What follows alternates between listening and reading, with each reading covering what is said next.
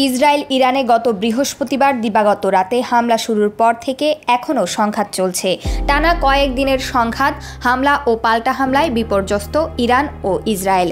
ইসরায়েলের হামলা শুরুর পর থেকে এ পর্যন্ত 450 জনের বেশি মানুষ নিহত হয়েছে ইরানে।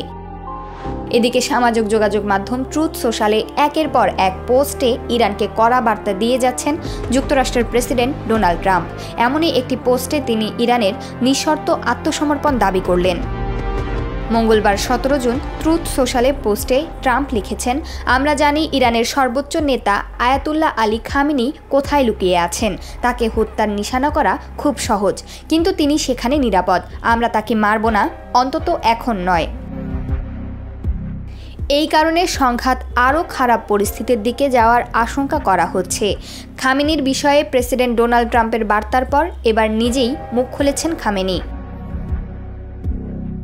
বুধবার 18 জুন সংবাদ মাধ্যম আল জাজিরার এক প্রতিবেদনে বলা হয়েছে, সোশ্যাল মিডিয়ায় দেওয়া এক পোস্টে ইরানের সর্বোচ্চ নেতা বলেছেন, যুদ্ধ শুরু হলো।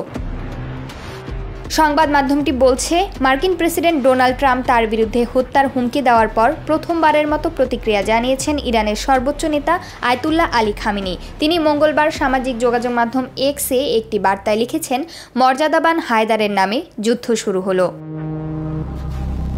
আয়াতুল্লাহ আলী খামেনি এক্সে লিখেছেন, আমাদের সন্ত্রাসী ইহুদিবাদী শাসন ব্যবস্থার বিরুদ্ধে কঠোর জবাব দিতে হবে। আমরা ইহুদিবাদীদের কোনো দয়া দেখাবো না। ডোনাল্ড ট্রাম্পের বক্তব্যের জবাবে তিনি এমন প্রতিক্রিয়া জানান।